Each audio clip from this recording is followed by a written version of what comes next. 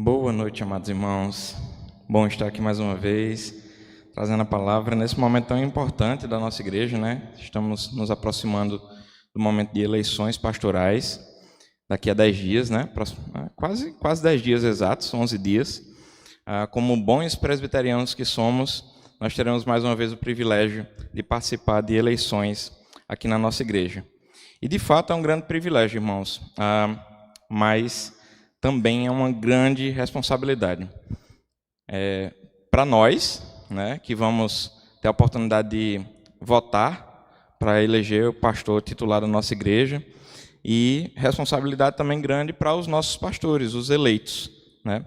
Privilégio porque nós sabemos que a eleição de pastor da nossa igreja é necessidade e é reflexo da vontade perfeita de Deus em nosso meio. Privilégio também porque Deus nos dá a oportunidade de pedir discernimento, avaliar as qualidades que devemos encontrar em um pastor, reveladas pela própria palavra de Deus, e também porque é entendimento da IPB. Como eu falei lá no comecinho, nós somos presbiterianos e nós vamos eleger pastor para uma igreja presbiteriana. Então, alguns pontos que a própria igreja presbiteriana coloca como sendo importantes, eu gostaria de reforçar aqui, que às vezes a gente não lembra, né, desses pontos, mas é importante que nós avaliemos nesse momento da eleição. O primeiro ponto é conversão. Independente do candidato, independente da igreja que você esteja, é um ponto que você tem que avaliar numa eleição pastoral. Seu pastor é de fato convertido? E aí parece estranho, né, você perguntar se o pastor é convertido. Mas não é estranho não, meus irmãos, porque muitas vezes, e a gente tem visto isso, eu já presenciei, infelizmente também, muitos pastores que seguiram para o seminário por falta de opção. Infelizmente. Viram no seminário, no pastorado, um sustento para a sua casa, para a sua família, e seguiram para o seminário. Louvado seja Deus que não é a realidade da nossa igreja, mas, mais uma vez, como a gente está em momento de instrução, é um ponto que você tem que avaliar. O segundo, caráter provado. Fica um monte de C aqui, né? É bem parecido com o que está lá no site da igreja presbiteriana. Segundo, caráter provado. O pastor de uma igreja precisa ser humilde e íntegro. E quando a gente está falando aqui de humildade, a gente está falando de pobreza. O pastor pode ter posses, o pastor pode ter patrimônio, mas ele precisa ser humilde, ele precisa reconhecer que é carente, que é necessitado da graça e da misericórdia de Deus o tempo todo. E ele precisa ser reconhecido como um homem íntegro. Os nossos pastores precisam ser reconhecidos como íntegros. Você olhar nas atitudes, nas ações, no comportamento dos nossos pastores, integridade o tempo todo. Lógico que, mais uma vez, a gente vai falar sobre isso algumas vezes durante essa nossa pregação aqui, nossa breve devocional. Nossos pastores não são perfeitos, irmãos. Nenhum pastor é perfeito. O pastor perfeito foi o nosso pastor Jesus Cristo, né? Os nossos pastores aqui na terra das nossas igrejas não são. Então, o que a gente está colocando aqui não exige perfeição dos pastores, e a gente nem pode exigir isso dos nossos pastores, tá? Terceiro ponto, compaixão por pessoas. Os nossos pastores precisam amar e ter compaixão por cada uma de suas ovelhas. O pastor que não tem essas características falhou no exemplo máximo que ele deve seguir, que é o exemplo do nosso Senhor Jesus Cristo. Então, o pastor precisa amar as ovelhas.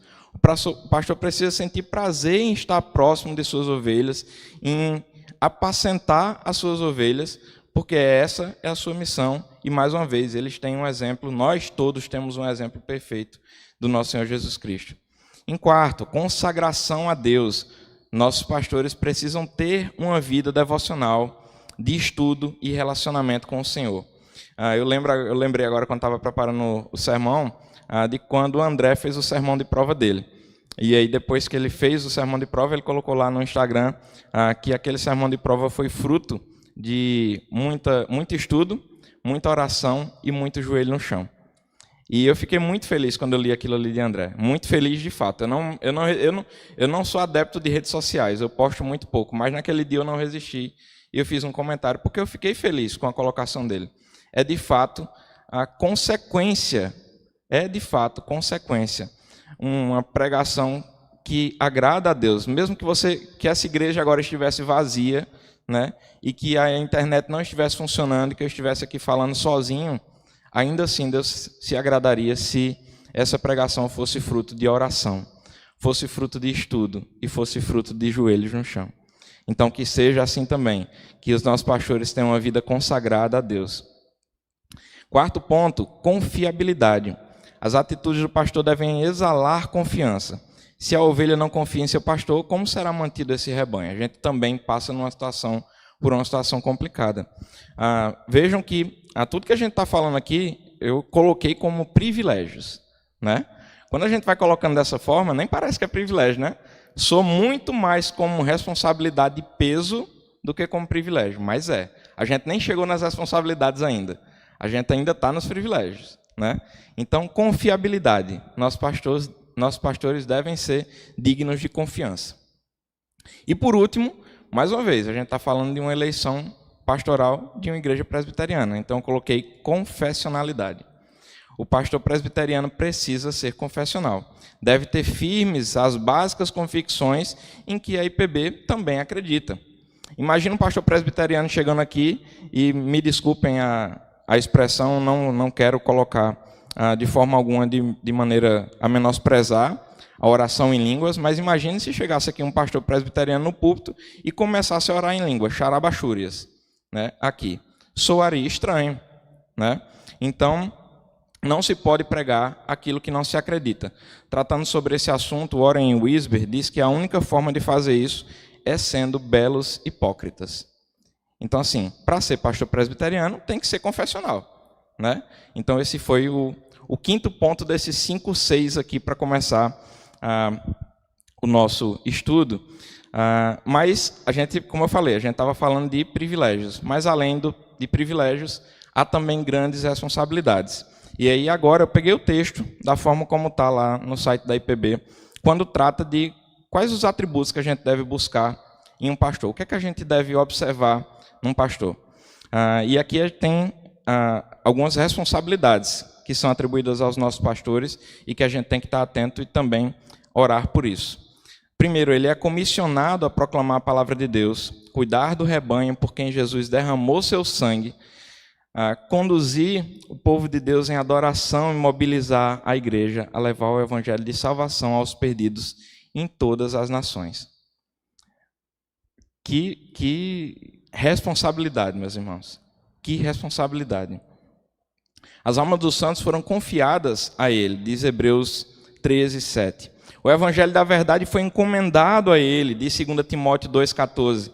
O governo da igreja foi delegado a ser partilhado entre ele e outros líderes, de 1 Timóteo, eita, quase que não sai Timóteo, 1 Timóteo 3,15. Todos esses privilégios também são acompanhados por grandes responsabilidades. Diante disso, é possível compreender melhor a difícil pergunta que o apóstolo Paulo fez. Quem, porém, é suficiente para essas coisas?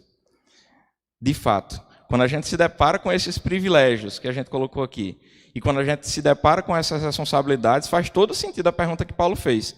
Quem, porém, é suficiente para essas coisas? Ele disse essa frase lá em 2 Coríntios 2,16, inspirado pelo Espírito Santo. Certamente o Senhor é quem capacita seus servos para o desempenho do ministério sagrado, mas, ou seja, não é por eles, não é por nós, é tudo pela graça, pela misericórdia do Senhor, mas, de fato, a gente tem que entender que é muito grande o compromisso, a responsabilidade que é colocado sobre os pastores das nossas igrejas. Mas, meus irmãos, para a gente começar no tema da nossa pregação, do nosso estudo de hoje, a gente tem que lembrar também que não é apenas o pastor que tem grandes responsabilidades.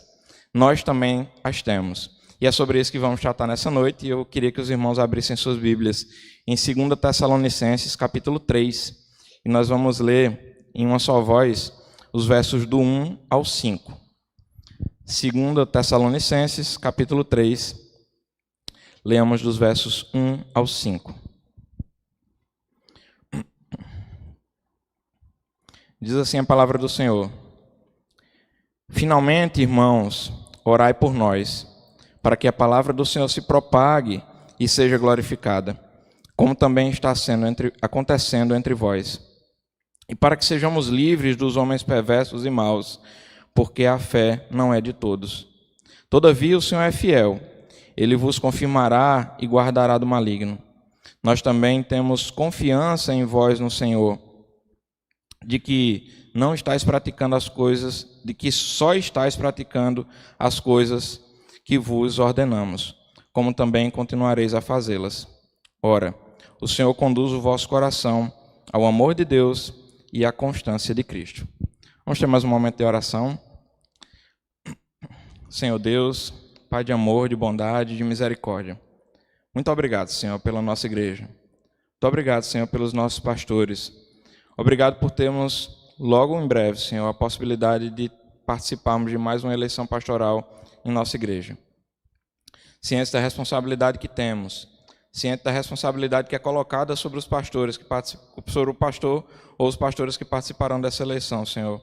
Te pedimos que o Senhor nos instrua, te pedimos que o Senhor nos oriente, nos conceda sabedoria.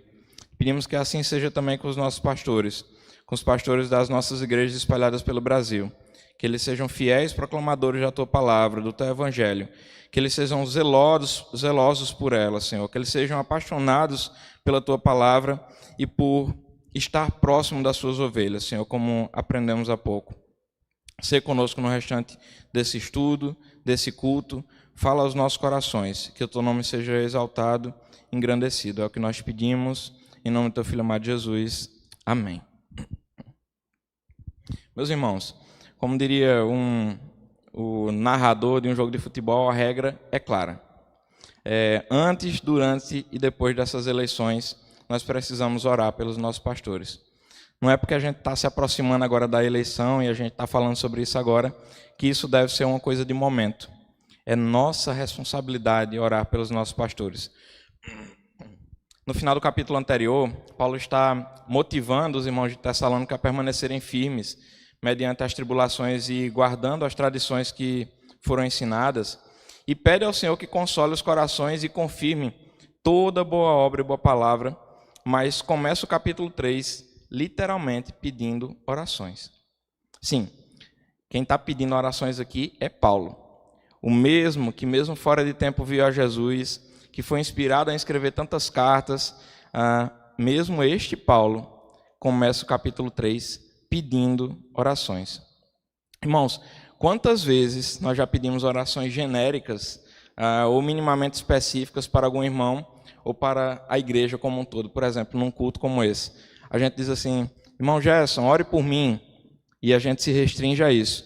Ou então a gente diz assim: pastor Flauber, ore por mim porque eu estou passando por um momento tão difícil. E aí eu não sou específico, eu peço uma oração genérica, eu falo alguma coisa muito distante, digamos assim, às vezes porque eu tenho vergonha de compartilhar aquilo que eu estou passando, às vezes porque eu simplesmente acho que as pessoas vão me julgar se eu compartilhar aquilo que eu estou passando, mesmo não tendo vergonha. Mas Paulo aqui não foi genérico, Paulo aqui não foi específico.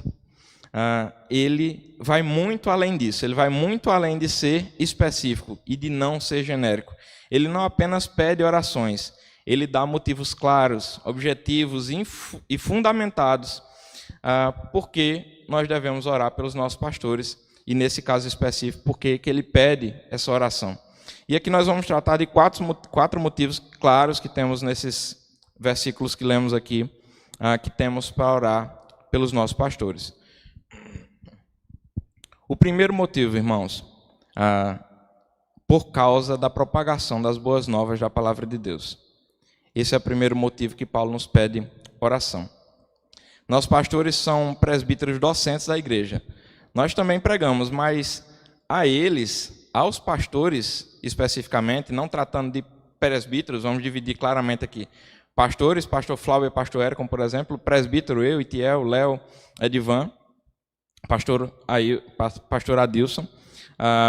A eles cabe o peso e a responsabilidade sobre o que é pregado, sobre a liturgia da igreja. Meus irmãos, preparar uma pregação não é uma tarefa simples. Tratamos sobre isso aqui na introdução, quando eu citei o exemplo de André, né? Envolve muita oração, envolve tempo. Falando por mim mesmo, não é fácil preparar uma pregação. A responsabilidade pesa, e mesmo cientes de que, sem um pingo de dúvida, que a palavra de Deus não volta vazia, nós sempre pensamos que poderia ter sido melhor. Nós sempre nos policiamos depois de terminar a pregação, que podíamos ter falado alguma coisinha a mais, ou que podíamos ter falado alguma coisinha a menos, né? A gente sempre fica, depois que termina a pregação, naquela, meu Deus. Eu confesso, tem hora que quando eu termino, quando eu sou chamado a pregar, tem horas que quando eu termino, eu não lembro nem do que eu falei.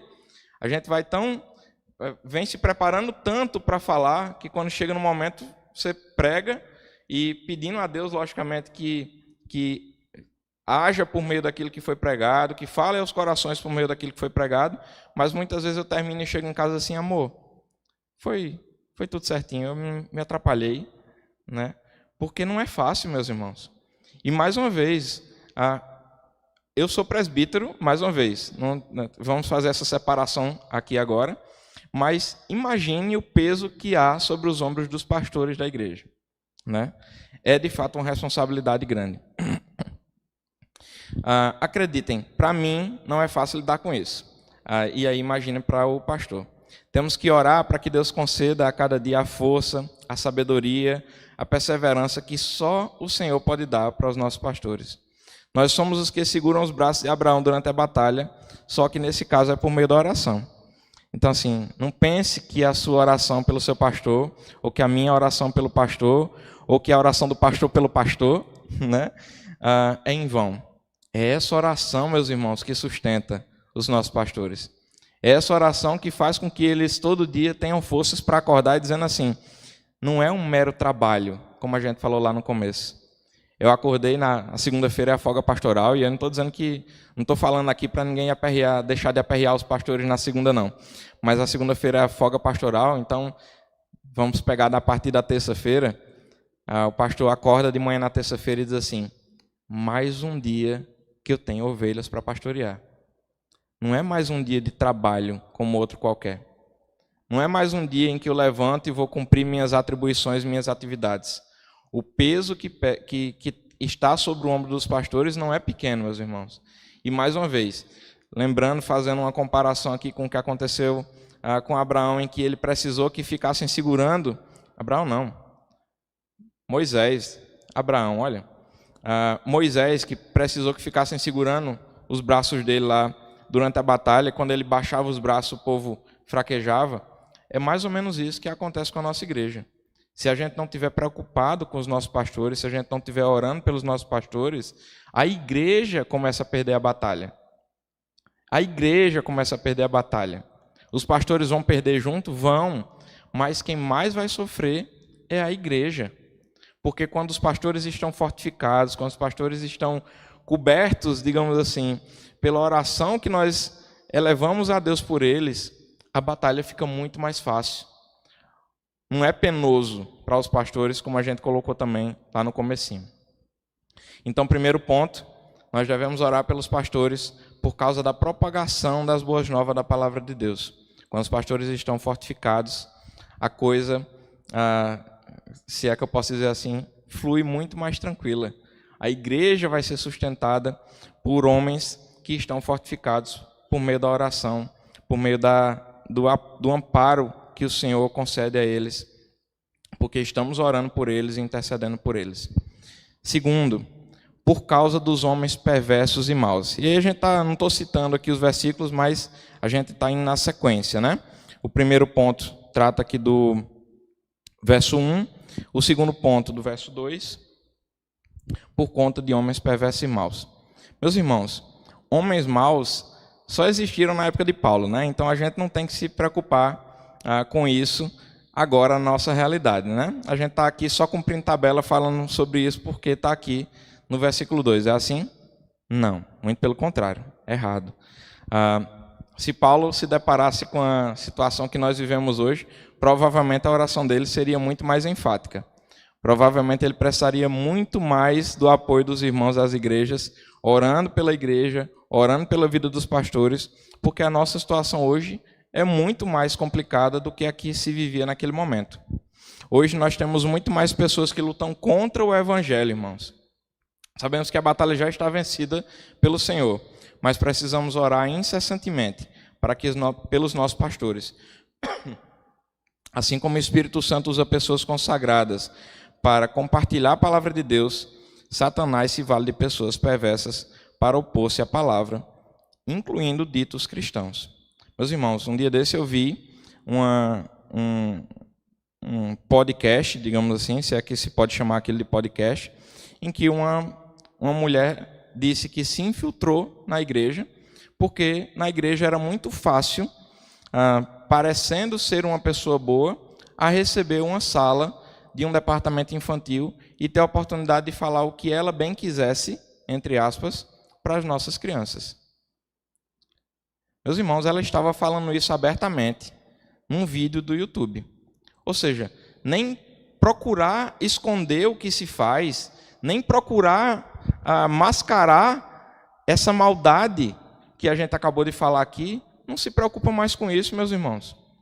Então nós temos que orar pelos nossos pastores por conta de homens perversos e maus. Meus irmãos, a nossa realidade hoje, como eu falei, é muito mais complicada do que aquela. Então, homens maus estão ao nosso redor o tempo todo, ao redor da nossa igreja, ao redor da nossa casa, e nós temos que orar pelos nossos pastores para que o Senhor dê a sabedoria necessária a ele para lidar com as situações do dia a dia, para lidar com esses homens perversos e para que possamos ter eles afastados do nosso convívio, pela graça e pela misericórdia do Senhor, mas pela sabedoria que o Senhor deve ter concedido aos nossos pastores para lidar com isso. Então, primeiro ponto, devemos orar pelos nossos pastores por causa da propagação das boas novas do Evangelho. Segundo ponto, por conta de homens perversos e maus. Terceiro ponto, por conta da ação do maligno. Meus irmãos, nós acabamos de tratar sobre a questão dos homens perversos e maus. Quem está por trás dos homens perversos e maus, nós já falamos. É Satanás, né? Nós não precisamos ter medo dele, mas a gente se ilude, a gente se engana quando a gente age como se ele não existisse, como se ele não estivesse agindo no meio, como se ele não estivesse vendo as coisas que estão acontecendo, né? Então, é perigoso tratar Satanás dessa forma, digamos assim, né? Vez em quando eu brinco, quando a gente está falando de algumas coisas, e a gente diz assim, isso é culpa de Satanás. E eu digo assim, coitado de Satanás, porque a gente tem duas manias feias. Uma é a gente maximizar o poder dele, porque nem tudo que acontece é Satanás não, meus irmãos. Mas um segundo erro muito grande é a gente pensar que ele não existe ou menosprezar a sua existência e a sua ação. Então nós temos que orar pelos nossos pastores por conta da ação do maligno. Meu irmão, vocês sabiam que pastores também se sentem solitários? Parece estranho, né? Um pastor de uma igreja com meio mundo de membros sentir-se solitário, mas vocês sabiam que os pastores também se sentem solitários? Vocês sabiam que pastores também são tentados?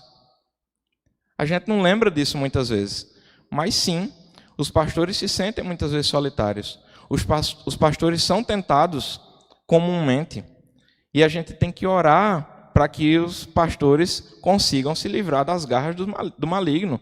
A gente pede oração para que a gente se livre, para que nosso filho se livre, para que nossa esposa se livre, mas a gente lembra de orar para que o Senhor livre os nossos pastores das ciladas do maligno. Quantas vezes a gente não lembra disso, meus irmãos? E a gente precisa lembrar disso.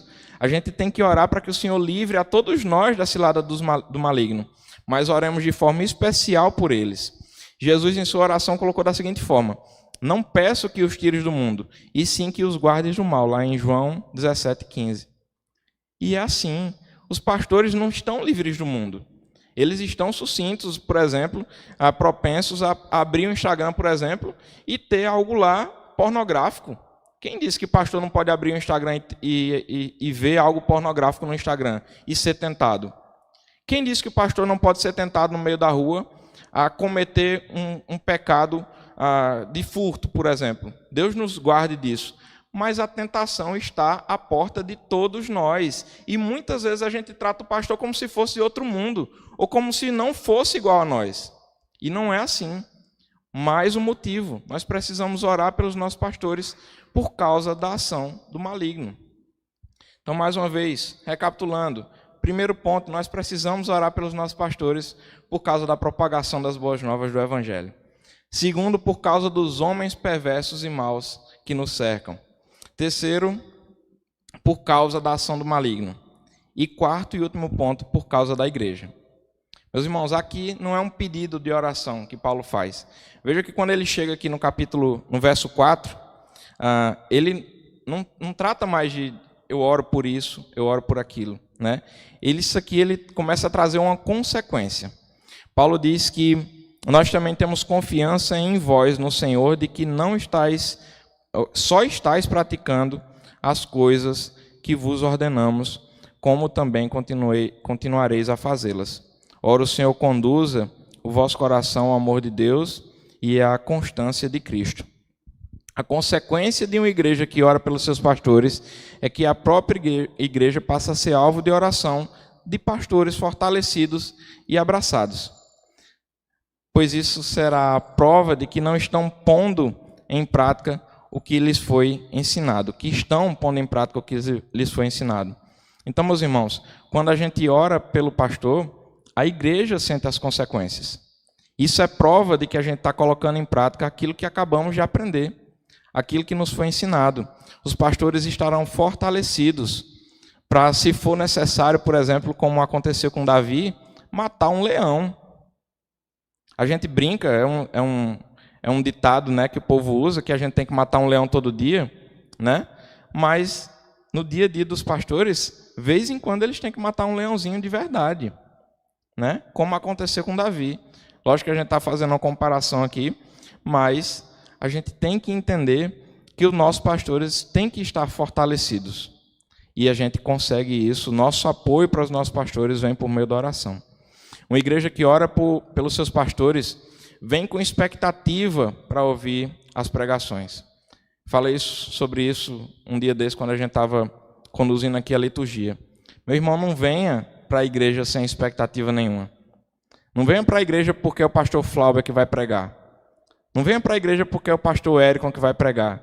Não venha para a igreja porque é Edivan que vai pregar. Ou qualquer outro que esteja aqui. Mesmo que fosse, como o pastor Érico colocou, e nós louvamos a Deus pela vida deles, mas você não deve vir para a igreja, e a igreja não deveria estar lotada só porque é Hernandes de Lopes que está aqui pregando. A gente tem que vir para a igreja com expectativa, independente de quem seja o pregador. Independente de quem seja o pregador. Deus fala. Ele pode falar por meio de uma pedra. Quem dirá por meio de nós? Quando nos colocamos a serviço do Senhor, quando nos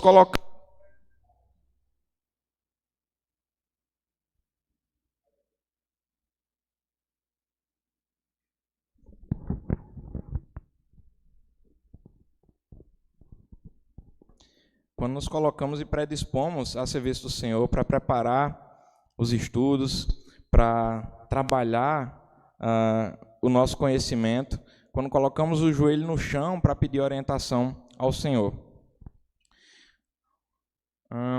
Uma igreja que ora pelos seus pastores sabe... Uma igreja que ora pelos seus pastores sabe que eles não são perfeitos, como a gente falou ainda há pouco. E precisam de apoio, precisam de palavras de afeto. E, vez em quando, pasmem, os nossos pastores precisam de conselhos. Mais uma vez, meus irmãos, nossos pastores não são homens de aço, né? Eles são pessoas como nós, que precisam de apoio, precisam de conselho, precisam de afeto, precisam de atenção. Uma igreja que ora pelos seus pastores cresce. Cresce porque sabe que não é por mim, não é por você, não é por nenhum dos pastores daqui, não é por nenhum dos presbíteros, ou qualquer outro que esteja aqui, mas porque a obra é do Senhor. É Ele quem conduz a obra.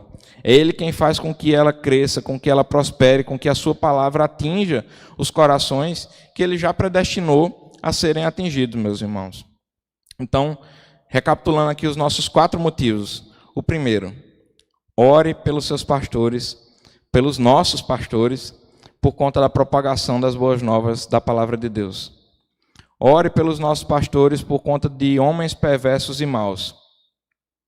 Ore pelos nossos pastores por conta da ação do maligno. E ore pelos nossos pastores por conta da igreja. Porque uma igreja que ora pelos seus pastores é fortalecida. E os pastores terão os braços erguidos na comparação que nós fizemos para combater o combate do dia a dia, para levantar da cama fortificados, desde o primeiro momento. E para a gente concluir, meus irmãos, eu comparo, e aí já devem ter me ouvido falar isso algumas vezes, eu comparo o ato de orar pelos nossos pastores com a graça que Deus nos concede de louvá-lo. E aí não sei se os irmãos eu vou tentar ser o mais claro possível. Eu gosto sempre de falar quando a gente está prestes ao momento de louvor. A gente louva não é porque Deus precisa. Deus não precisa que a gente louve a Ele. O louvor a Deus é sinal da graça e da misericórdia de Deus para conosco, porque nós precisamos. A mesma coisa eu posso dizer para os nossos pastores. Será que Deus precisaria que nós orássemos pelos seus servos? Que eu orasse pelo pastor Érico? Deus, pense, não estou dizendo que pastor Érico não precisa de oração, não. Estou dizendo, será que Deus precisa que eu ore pelo pastor Flauber? Deus não precisa não, meus irmãos. Quando Ele nos dá a possibilidade de orar pelos nossos pastores, é graça e misericórdia dEle para conosco. Graça e misericórdia dEle para o pastor Érico, para o pastor Flauber, para o pastor Rodrigo, para quem quer que seja. Porque nós somos edificados, nós somos alcançados quando nós temos a oportunidade e colocamos essa oportunidade em prática, orando pelos nossos pastores. Deus não precisa que cuidemos dos seus trabalhadores, mas isso é saudável para a igreja.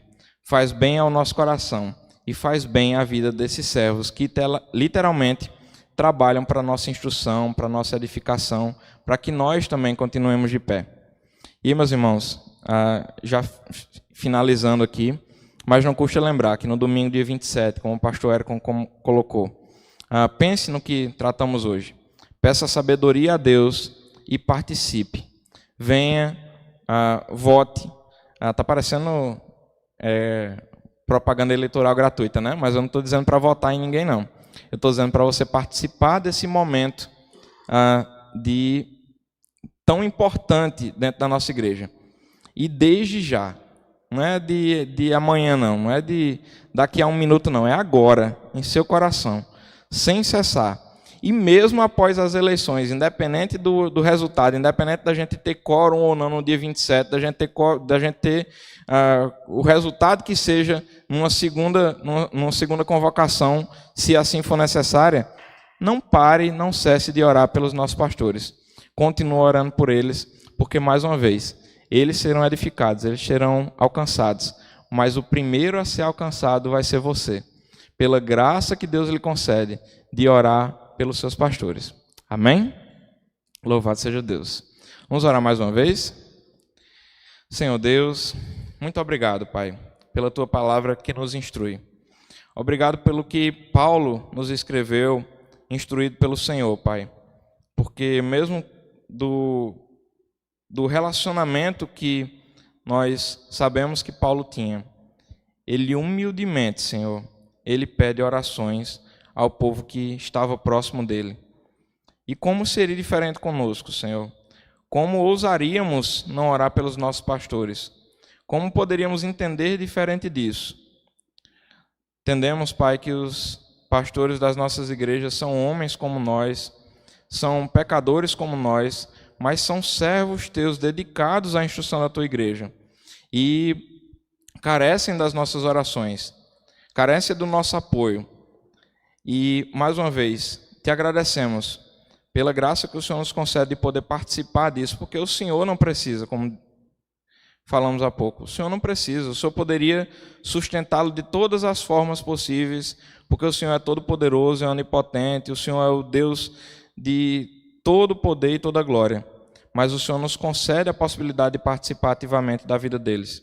E não permita, Senhor, que nós desperdicemos essa oportunidade de orar pelos nossos pastores, de estar juntos deles, de trabalhar na Tua obra, com a graça e com a misericórdia do Senhor em nossas vidas. Muito obrigado, Senhor, pelo que o Senhor tem feito nesta igreja. Te pedimos que o Senhor nos instrua e nos abençoe nas eleições do próximo dia 27. É o que nós te oramos, agradecidos, em nome de Jesus. Amém.